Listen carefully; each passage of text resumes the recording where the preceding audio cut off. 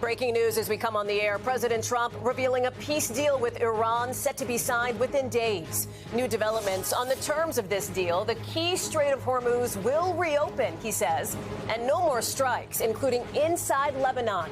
The questions tonight about the future of Iran's nuclear program and what else we're learning.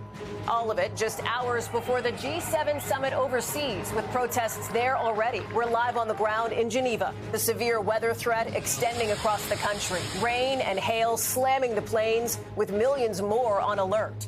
The deadly skydiving plane crash in Missouri, killing all 12 people on board. New video capturing the wreckage. What we're learning tonight. A hero's homecoming for the Knicks as they return to New York with a new trophy and a championship title. Overnight celebrations and some chaos. Dozens of arrests. Shots fired in Times Square. Buses up in flames. Now the planning for a ticker tape parade. Botched bungee jump. Workers failed to attach the safety rope before a woman plummets to her death. The uproar tonight. Business in America, one-on-one with the head of Bank of America. With prices still high, what he's seeing about how we're spending and his warning for the economy.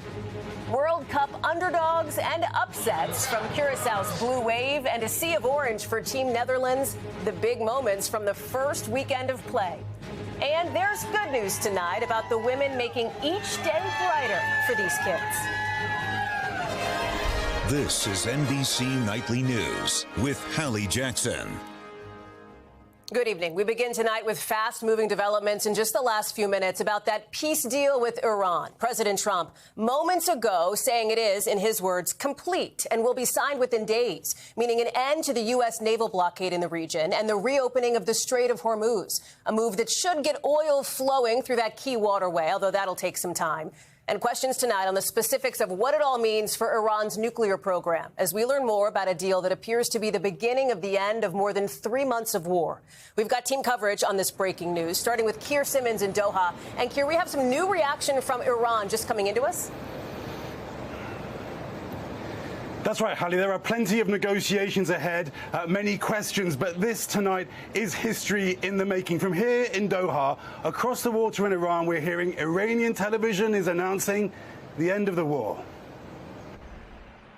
Tonight, President Trump's Iran deal set to be signed, he says, posting, "I hereby fully authorize the toll-free opening of the Strait of Hormuz," adding that the U.S. naval blockade will be removed.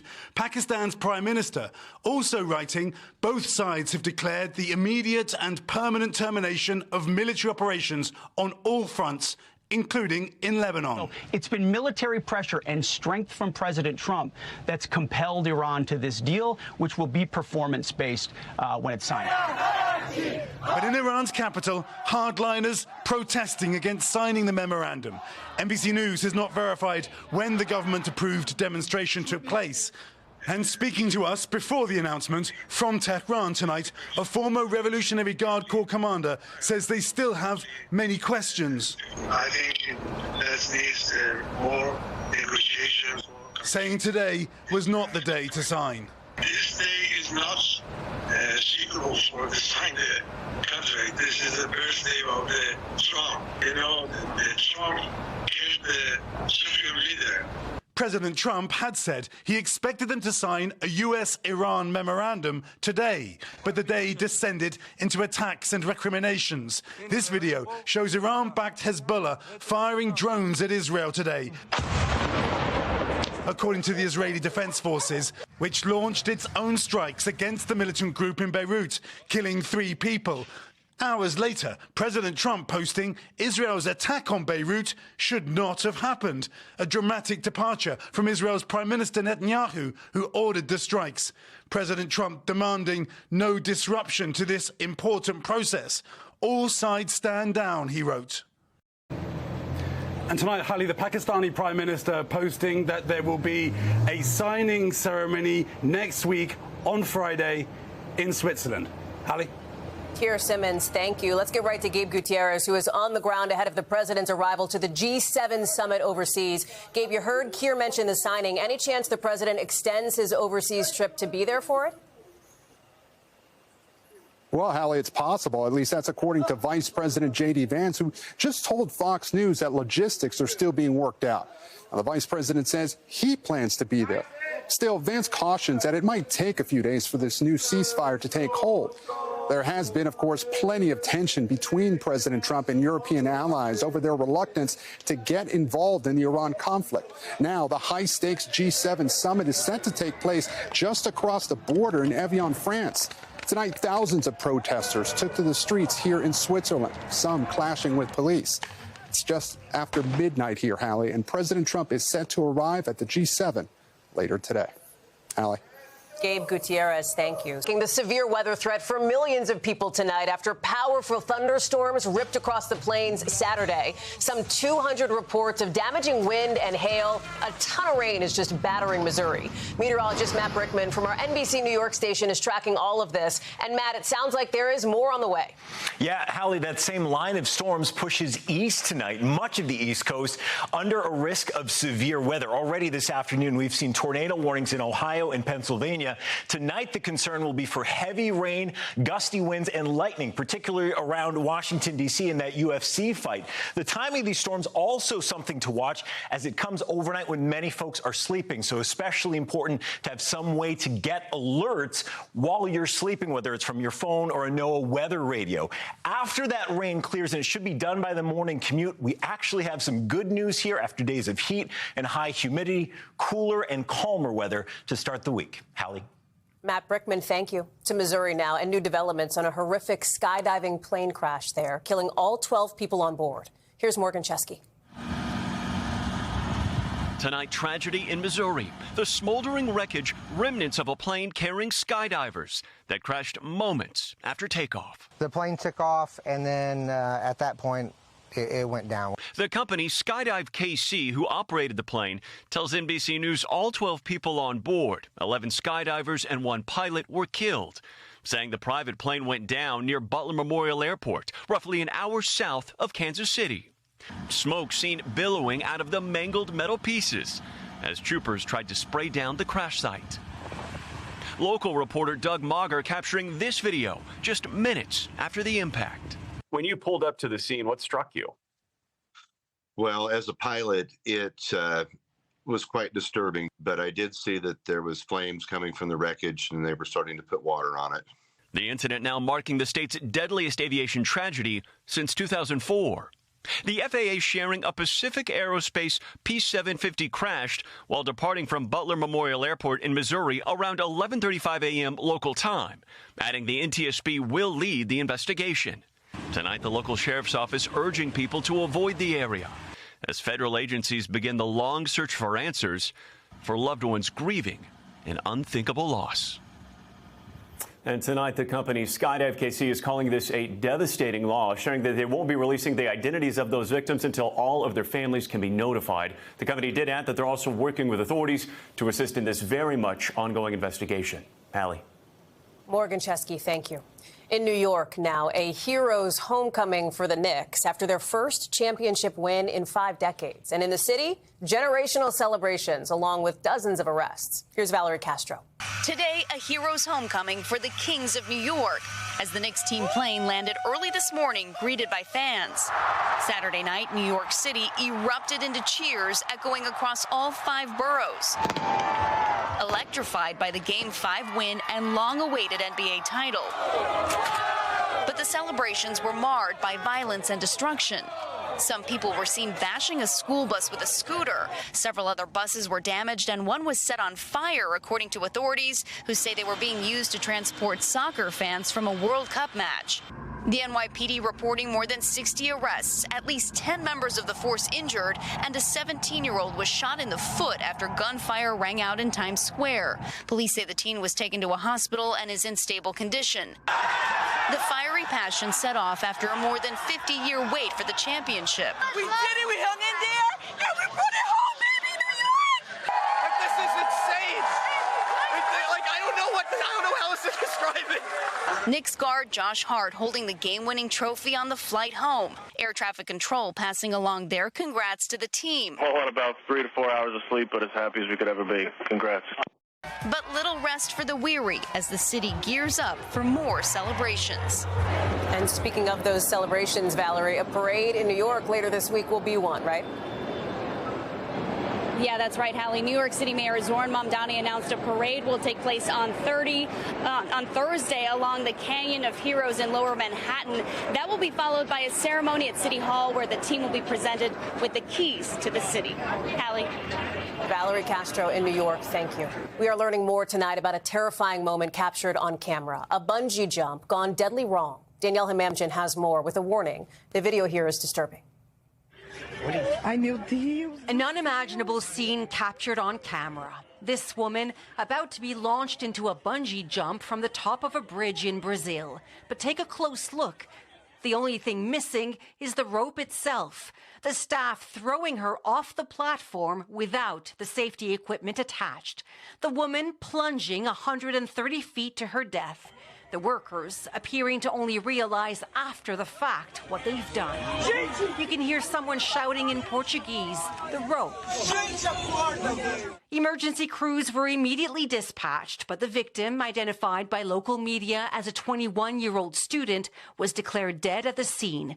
The governor's office in Sao Paulo says 3 men were arrested for homicide with eventual intent. A police official saying the team operating on the bridge did not have the authorization to be there. An investigation is now underway. Danielle Hamamjian, NBC News. Still ahead for us tonight with new concerns about the economy. Bank of America's CEO reveals where a lot of folks are cutting back. Next.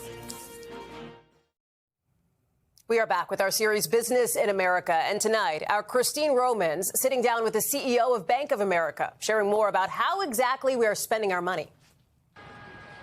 Bank of America traces its history back to 1784. Its charter signed by John Hancock. Small business happened to be Hancock, Adams, Revere, and people like that. Brian Moynihan's been the bank's CEO for more than 16 years, a self-proclaimed history buff who points to the bank's importance in financing everything from the Golden Gate Bridge to Disneyland. I've got a picture of Mickey Mouse at a Bank of America teller window in my office. Today, Moynihan has his finger on the pulse of the American economy, whether it's at the gas pump or the checkout line. As polls show consumers are more concerned and cautious, he says spending is up 5% over last year. What they're saying is they're very upset and they're worried about high prices, affordability. We have to watch that because if it goes from what they say versus what they do, that's a real problem for the U.S. economy. The longer the war with Iran continues, the more stress on small businesses, consumers, and a challenge for the new chairman of the Federal Reserve. We got to figure out inflation. Moynihan sees families making trade-offs to balance their budget. It's shaping up to be a more expensive summer. How are Americans handling it? America is still spending money, which is counter to the narrative that they're pulling back. They're not. They're spending money. What they do in times of stress, and we've seen this, we track this data for 30, 40 years, is they'll start to shift. They'll shift away from the more expensive restaurant for that household to another restaurant. They'll shift from this grocery store, which might have a higher price point, to another grocery store. Even making multiple trips to the gas station instead of topping the tank. Moynihan says the bank is seeing evidence of a K-shaped economy where wealthier Americans are thriving, but middle and lower income households struggle. There's a third of our population are losing a little ground now on price growth versus wage growth. With unease that the rise of AI will eliminate some jobs, Moynihan has a message for business leaders. Keep hiring. Our job as employers and I think all employers should be thinking about this, is apply AI, but do it in a way that you're making sure that you're reskilling your people, retraining your people, and using them first. B of A just hired 2,000 new graduates and is bringing on another 2,000 paid summer interns. And Moynihan says the way people use banks is changing too. You can do everything you want on that phone or on your computer or a different way, but people still come in. Why? They want advice about financing a home. They want advice about their kids going to college. Bank of America's CEO pointing out technology has been changing banking in this country for the last 250 years. Christine Romans, NBC News, New York. And you can catch the full interview by subscribing to our NBC News app. We are back in a moment with Curaçao's blue wave at the World Cup, why the smallest country to ever reach the tournament is having a big moment next. Big day for underdogs and upsets on this first weekend of World Cup play. Our Jesse Kirsch explains. Tonight, the World Cup making history again. Curacao, the smallest nation to ever qualify, stunning this Houston crowd and scoring against four-time champion Germany. Germany ultimately dominating 7-1. But that hasn't stopped legions of Curacao fans from celebrating in Texas. What was it like to see Curacao score a goal against Germany? Beautiful. Curaçao's entire population, just over 150,000, could fit inside 2 NFL stadiums. When Curacao put the ball in the net, what's going through your mind? Yeah, man, it's explosions, bomb. It's a roller coaster of emotions.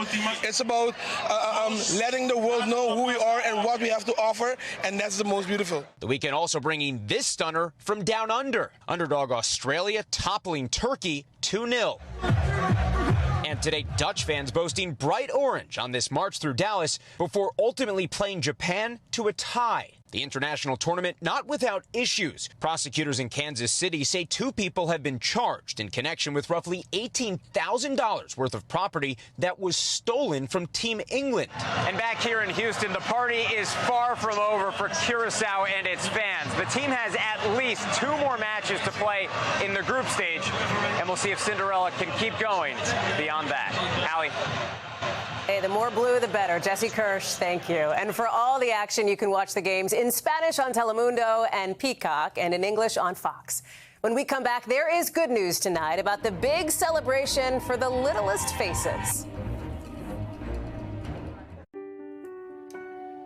There is good news tonight about a group of women making it their mission to make every morning a good morning for every student.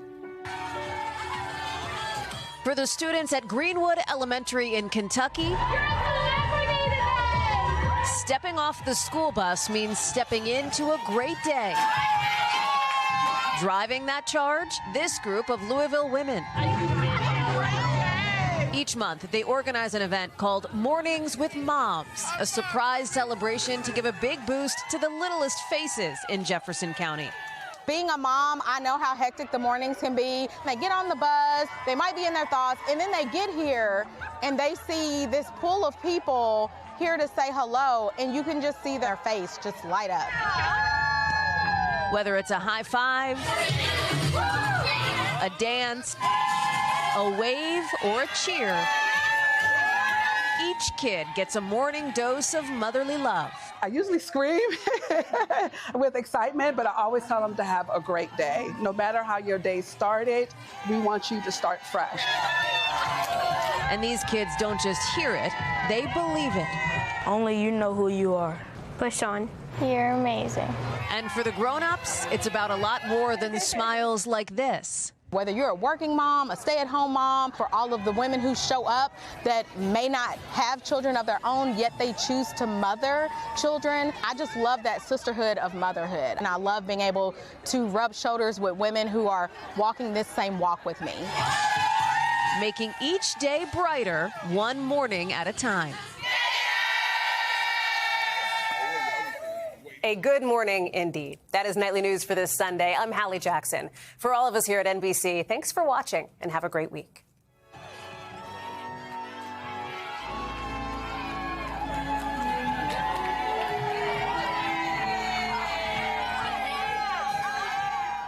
We thank you for watching, and remember, stay updated on breaking news and top stories on the NBC News app or watch live on our YouTube channel.